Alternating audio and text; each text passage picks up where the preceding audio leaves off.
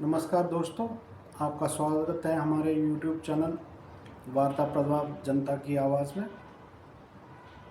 मैं अमित, वार्ता प्रभात का संस्थापक और प्रमुख संपादक आपसे रूबरू हो रहा हूँ और हमारे कार्यक्रम संवाद में आपका स्वागत है। तो दोस्तों, आज बात करेंगे हम जो 2025 का सबसे बड़ा अंतर्राष्ट्रीय स्तर की राजनीति का जो खबर बनी है वो ये है कि भारत में रूसी राष्ट्रपति श्री व्लादिमीर पुतिन का आगमन। तो दोस्तों, दुनिया की राजनीति का पूरा नक्शा इस समय तेज़ी से बदल रहा है, जैसा कि आप जानते हैं। और बदलते दौर में रूस के राष्ट्रपति श्री व्लादिमीर पुतिन का भारत दौरा इस साल का सबसे बड़ी घटनाओं में से एक माना जा रहा है। भारत ने उनका स्वागत बहुत ही गर्मजोशी के साथ किया। जैसा कि आपने देखा, 4 तारीख शाम को वो आए और भारत के प्रधानमंत्री श्री नरेंद्र मोदी ने खुद उनका स्वागत किया, उनकी अगुवाई की। हालांकि इसमें जो है हमारे विदेश मंत्री जयशंकर भी जा सकते थे, लेकिन मोदी ने उचित समझा कि वो खुद जाएं और उनका स्वागत किया गया।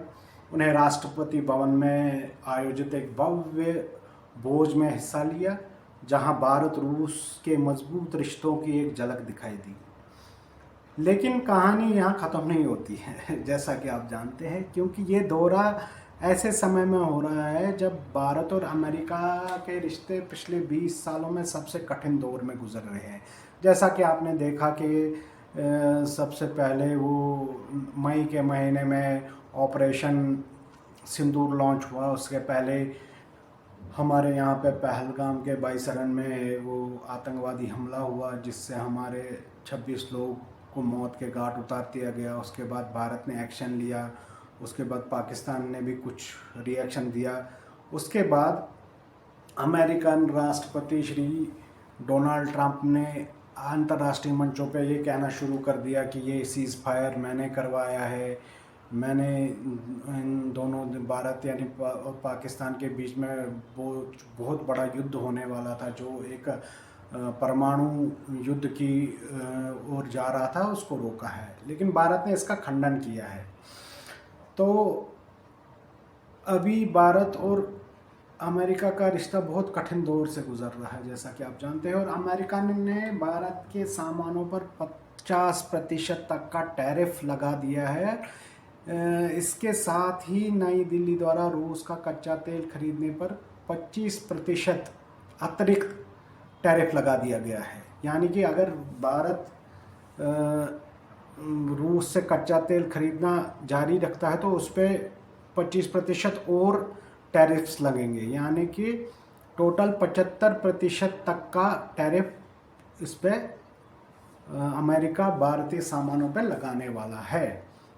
तो सवाल ये उठता है, क्या ये इत्तेफाक है या दुनिया की राजनीति में कोई बड़ा खेल चल रहा है? और आने वाले दिनों में हमको ये भी देखने को मिल सकता है कि अंतर्राष्ट्रीय राजनीति एक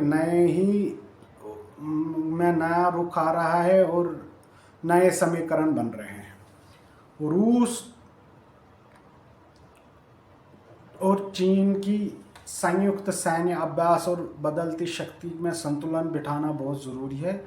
दूसरी तरफ से एक घटना और हुई है कि रूस और चीन ने दिसंबर की शुरुआत में ही रूस के क्षेत्र में अपना तीसरा संयुक्त एंटी मिसाइल डिफेंस एयरक्राफ्ट की इस शुरुआत की। और इस अभ्यास में दोनों जंगी जहाज, सबमरीन और मिसाइल इंटरनेशनल सिस्टम शामिल है।